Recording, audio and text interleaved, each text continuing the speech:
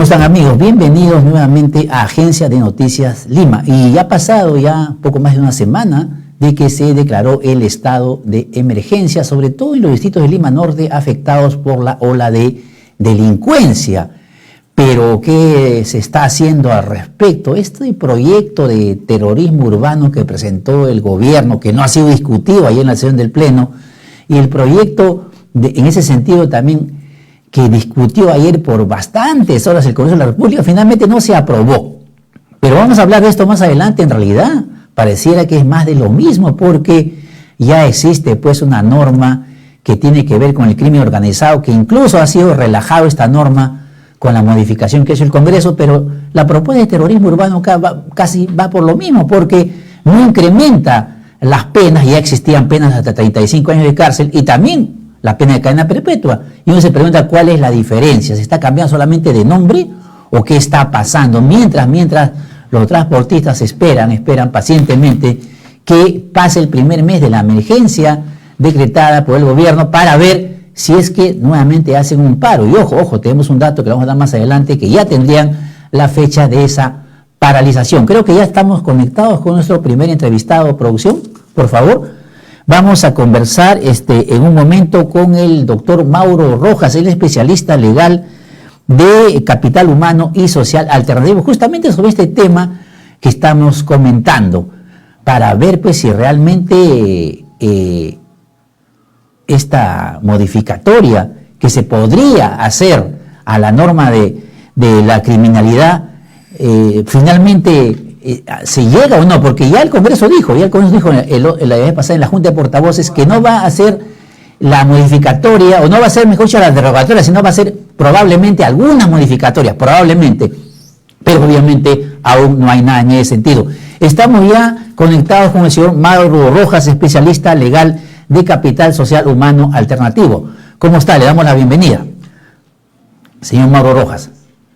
Sí, Bueno, gracias por conectarse con nosotros.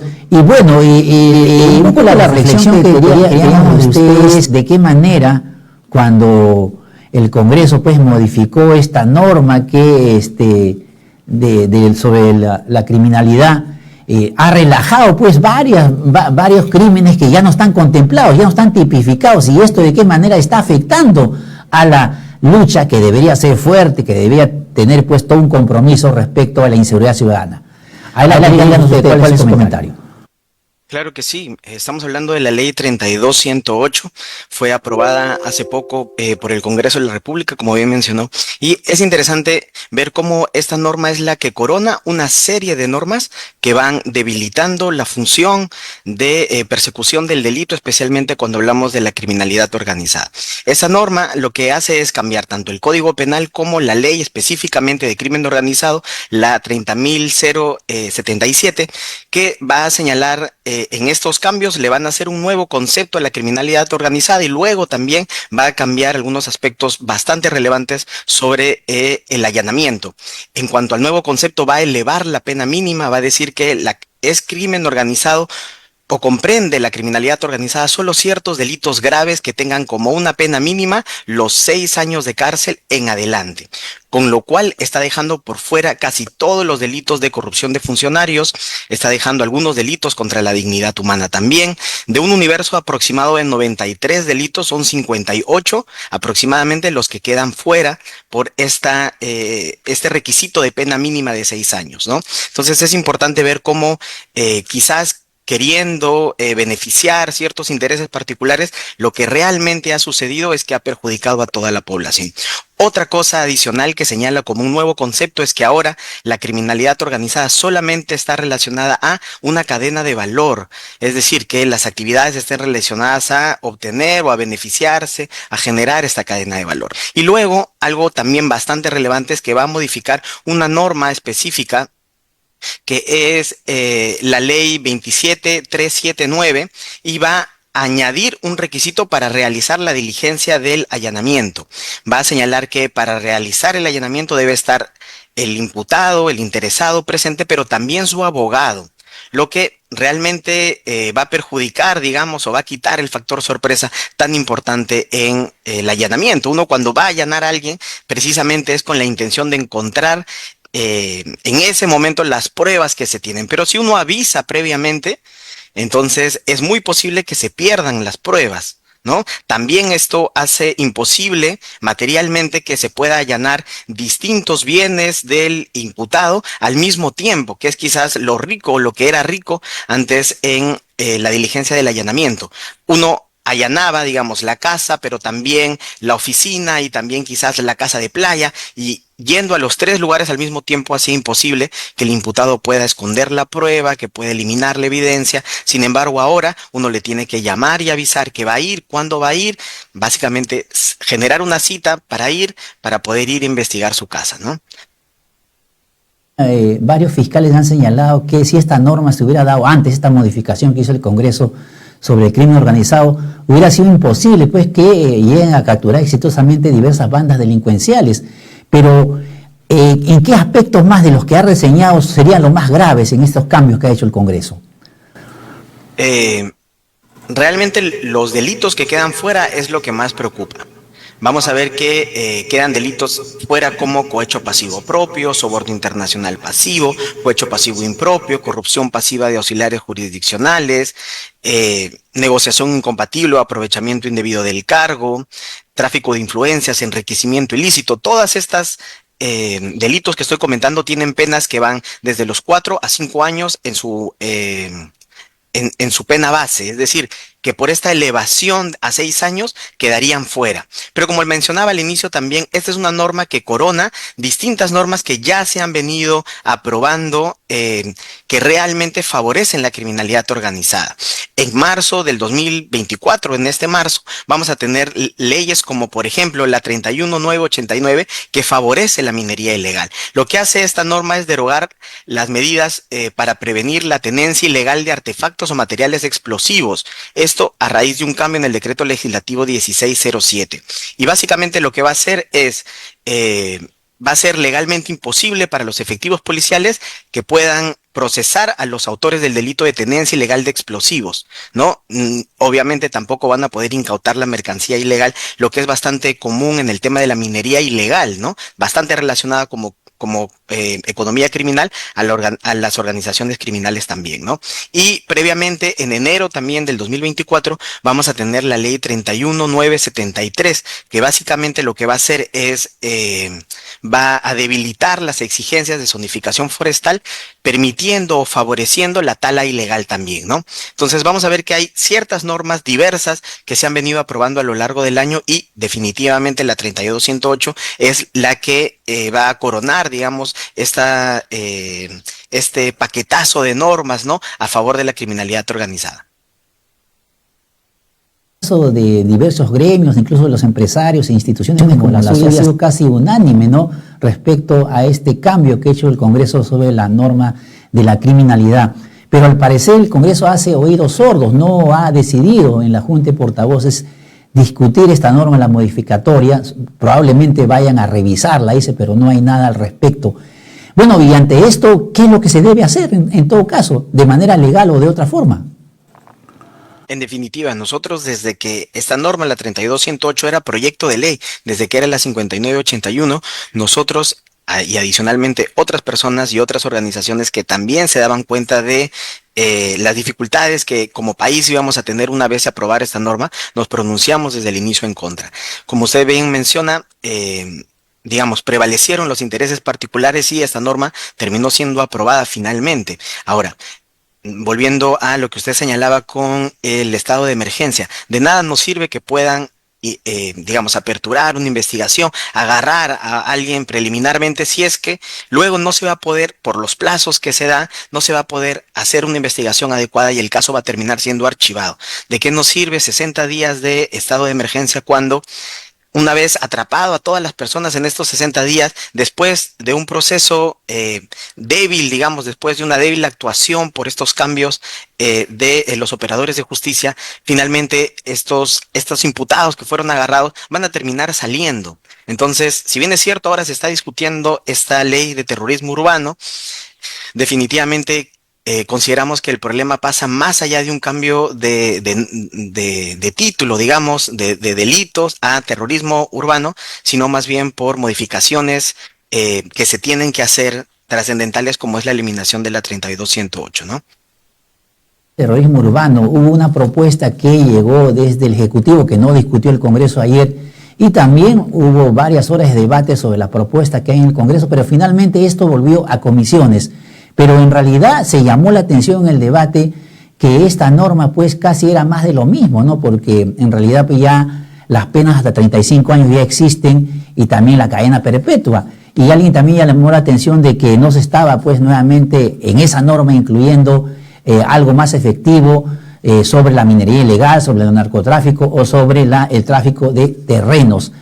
Probablemente usted haya visto parte de esta propuesta de terrorismo urbano. ¿En realidad es más de lo mismo o qué? O a través de esa norma quizás se pueden introducir algunos cambios que realmente se necesitan? Menciona, al parecer es más de lo mismo. Un poco para recapitular y hacerlo de manera más asequible a quienes nos están pudiendo acompañar el día de hoy. Esta norma es de difícil o de compleja aplicación. Va a requerir, por ejemplo, que para la configuración del delito hay una concurrencia de 2 o más delitos, que además esos delitos generen estado de zozobra en la población o por lo menos en un sector de ella, y sobre todo que estén destinados nuevamente a obtener una ventaja o beneficio económico, prevalencia o hegemonía en la actividad criminal. Dentro de los delitos que nos menciona, estamos hablando de un universo de 49 delitos, ¿no? De 41 delitos del Código Penal y 8 delitos informáticos, lo que va a ser bastante complejo en la aplicación. Y como usted bien menciona, no hace discriminación de qué delitos incluye. Tenemos delitos dentro de este marco de terrorismo urbano con pena mínima de 2 años, como por ejemplo el tráfico ilegal de datos personales, y también en esta misma bolsa, por decirlo de algún modo, están delitos con pena mínima de 20 años como el secuestro. Entonces, ¿cómo es posible que agrupen a ambos en un mismo sentido, ¿no? También es importante aquí señalar de que se considera como delito de terrorismo urbano el delito de reingreso clandestino o ilegal, que es a quien que, teniendo el impedimento de regresar, regresa. Entonces no hay mucha lógica tampoco en cómo este reingreso, por ejemplo, va a generar estado de zozobra, por lo menos en parte de la población. También hay que rescatar que dentro de esta propuesta se incluyen ciertos delitos contra la dignidad humana, donde también está la trata de personas, pero se excluye 6 delitos, específicamente cliente de la explotación sexual, beneficio por explotación sexual, cliente del adolescente, entre otros, trabajo forzoso también, delito de intermediación onerosa de órganos y tejidos, lo que conocemos como venta de órganos. Todo eso está excluido, cuando más bien esto es mucho más grave que otros delitos que sí están incluidos. No se incluyen delitos relacionados al tráfico ilícito de drogas, tal ilegal, corrupción de funcionarios, entre otros, ¿no? Y si es que nosotros vemos cada uno de los proyectos de ley que agrupa este dictamen, tienen opiniones técnicas desfavorables, diciendo que no es viable. Si nosotros vamos al artículo 318b, que es la forma agravada propuesta de terrorismo urbano, vamos a ver cómo algo que llama la atención es que existe un agravante solamente por ser de nacionalidad extranjera. Es decir, que el hecho de ser extranjero ya te convierte en una persona que, en vez de recibir 20 años de pena privativa de libertad, vas a pasar a 30 años de cárcel, simplemente por el hecho de ser de nacionalidad extranjera. Entonces, y de hecho, dentro de los agravantes ya se establecía que el delito tenga carácter transnacional. Aún así, se añade que ser extranjero también es un agravante. Y cuando uno busca en los considerandos, digamos, en la exposición de motivos, no hay ningún argumento con una prueba fehaciente, sino más bien es basado en la percepción, xenofobia, discriminación frente a los extranjeros, ¿no? Entonces, definitivamente sí es importante señalar de que esta norma realmente no aportaría más de lo que sí ya aportó la ley contra el crimen organizado, y que más bien ha sido debilitada por la 32.108, ¿no? Lo que usted señala, el Colegio de Abogados, que también sus representantes estuvieron en el Congreso esta semana, señalaron que esta propuesta de terrorismo urbano iba a generar ambigüedad y confusión sobre las normas que ya existían, como usted está explicando, ¿no? ¿Y cuál sería la salida? Porque en todo caso volvió a comisión esta norma, no se pusieron de acuerdo anoche los congresistas, incluso la congresista Susel Paredes calificó esto como una especie de populismo legislativo, que al final no iba a resolver el tema. Bueno, ¿y cuál es la perspectiva en ese sentido entonces? Que esta norma realmente no es eficaz y que el interés, digamos, y las energías del legislativo debe estar más bien en eliminar la 32.108 y no en promover normas, como bien, y coincidimos de manera personal con Susel, es más de populismo que de eficacia, ¿no? Entonces sí es importante poder comentar esto y poder explicar a la población que realmente lo que se necesita es un cambio estructural, es un cambio, por ejemplo, en la colaboración eficaz, que los plazos fueron reducidos a través de una norma que también fue aprobada en este año, es fortalecer las herramientas que tiene la policía para ir en contra de la minería ilegal, es fortalecer también los requisitos que previenen la tala ilegal y evidentemente dotar a cada una de estos operadores y estos sistemas de persecución de un presupuesto adecuado para poder hacer la función, aprobando una norma que cambia simplemente el título, digamos, y que no tiene mucha coherencia entre cuál delito entra con cuál otro y los requisitos que hacen bastante complejo su aplicación, no va a cambiar tanto el panorama, que es lo que nosotros queremos realmente, ¿no? Ejecutivo aprobaron una moción al respecto diciendo que en el plazo de 20 días el Ejecutivo pues debía hacer una mejor coordinación de todo el sistema de justicia para poder pues luchar contra el crimen organizado. Y bueno, no sé si en 20 días lo podrá hacer porque se necesita tiempo y también voluntad política. ¿Cómo lo ve usted?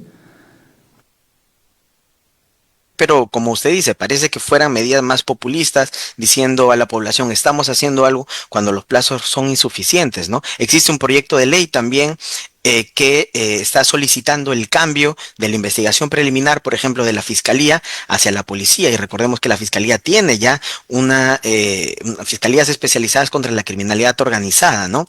Que han hecho, digamos, un trabajo interesante en este tiempo de vigencia que tienen y cada norma, digamos, que se está aprobando o ya se ha aprobado, lo que nos da es un mensaje contradictorio. Por un lado se dice hay que cambiar, damos 20 días para que se discuta, pero por otro lado se aprueban normas quizás que no son tan visibilizadas, que perjudican el panorama o debilitan la persecución contra la criminalidad organizada. El plazo de los 60 días de declaratoria de emergencia para 14 distritos, sobre todo pues varios distritos de Lima Norte que son afectados por la ola de delincuencia. Varios especialistas señalan pues de que si esto no va acompañado de un trabajo efectivo de inteligencia, la policía con más recursos, con más efectivos, no se va a lograr. Ya hubo el estado de emergencia en San Juan de Lurigancho, en San Martín, y tampoco se redució significativamente la ola de delincuencia. Ahorita mismo estamos viendo que esto continúa diariamente. ¿Qué debería añadirse o qué aspectos más en este estado de emergencia para que realmente cuando termine, si se va a renovar o no y se vea, realmente se sienta de que ha habido cierta efectividad?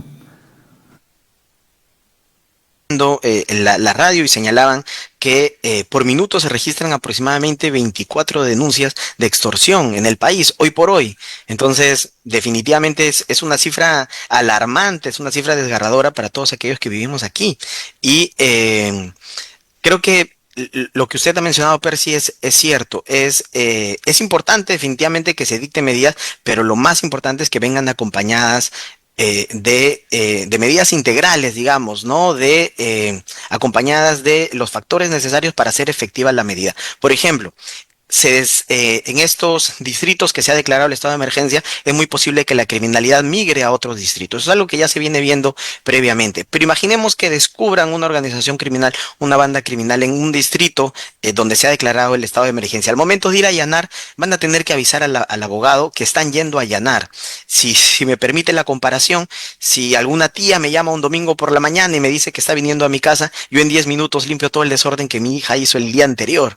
En 1 o 2 horas, ¿cuánto no hará un criminal para esconder evidencia, para eliminar la evidencia? Y entonces, a pesar de que haya el estado de emergencia y se tenga la voluntad, y a pesar, en el caso hipotético, que se dote de recursos y de personal adecuado, existen estas trabas procesales que van a impedir que esta medida sea realmente integral y que después de los 60 días tengamos una cierta cantidad de investigados que terminen siendo sentenciados de manera condenatoria, ¿no? El escenario más probable, digamos, es que luego de un determinado tiempo de investigación, debido a que existen algunas deficiencias procesales generadas por cambios de normas, es que estos imputados, estos investigados, terminen siendo liberados, ¿no? Con sentencias absolutorias y lo que queda es que van a seguir, digamos, a libre disposición para cometer los hechos criminales que venían cometiendo, ¿no?